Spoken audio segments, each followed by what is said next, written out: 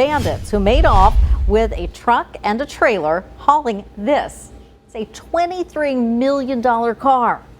And a $50,000 reward is being offered for information leading to this rare antique car worth $23 million. ABC 15's. Again, still, every time we say it, I can't believe it. Tanya Brown, live outside the Holiday Inn Express in Latta where the car was stolen. Tanya, this actually didn't happen recently, though.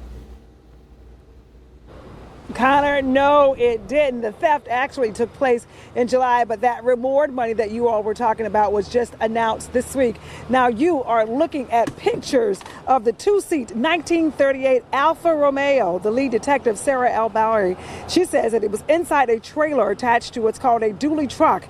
Albarri says the thieves crawled through bushes to avoid being spotted on surveillance cameras. She says they managed to unlock the truck's door, hotwire it, and take off.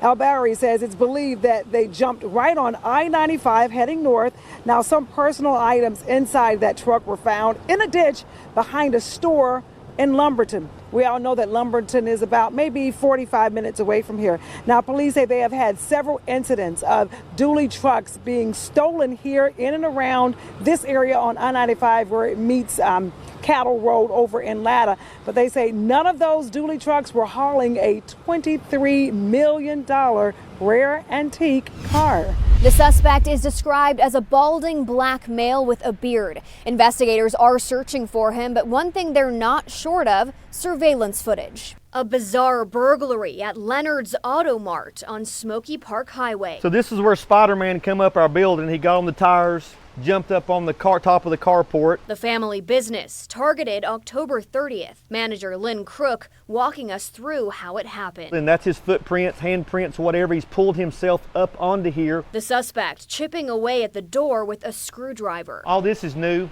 All the door frame, the door is all new. He messed it all up. That was really the only damage that we had of any significance. Inside, cameras catching him crawl around the floor, going desk to desk, searching through drawers. He was just looking for whatever he could find. And then he found it, his target, the safe. He's able to drag it out through this door, into this office, out of this office, come around the corner, into another office. Scuffs still visible on the floor. Cameras again catching the action. The suspect maneuvering this 700-pound safe as though it was a prop. He had no help, he had no dolly, no anything.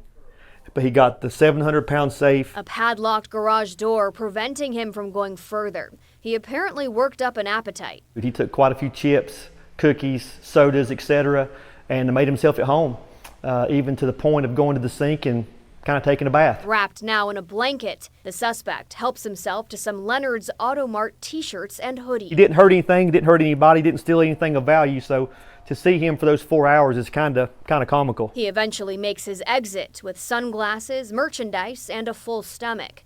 But he did leave behind some key evidence, DNA. 3 bathrooms. 3. One downstairs, one upstairs. Well, there's one around the building outside, so there's 3 bathrooms, and he wasn't interested. The snacking suspect with super strength, defecating multiple times. We did have to change some flooring out. After he was finished here, the suspect made his way across the street to a car dealership where he stole a 2023 black Mazda CX-5. If you recognize him, you're asked to call Asheville police. And as for that safe, it's now bolted to the ground. Is pending for one former jail officer following his resignation from the Horry County Sheriff's Office. That was back in May. Officials say his resignation and another officer's came following an investigation into alleged misconduct by the pair. Following a citizen complaint, former officers William McMains and Michael Bryant were investigated for making false statements in sworn affidavits.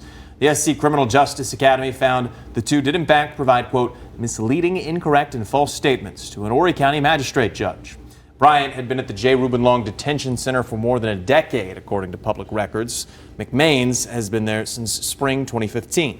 The Horry County Sheriff's Office released a statement to ABC 15 News saying in part, quote, ultimately, we concluded that these two officers did not uphold our strict policy of truthfulness. The actions of McMains and Bryant are not representative of the training and the service we provide to Horry County citizens. According to documents provided by the Academy, McMains filed an appeal of the investigation in late October. We've reached out to the attorney listed in that appeal for further comment.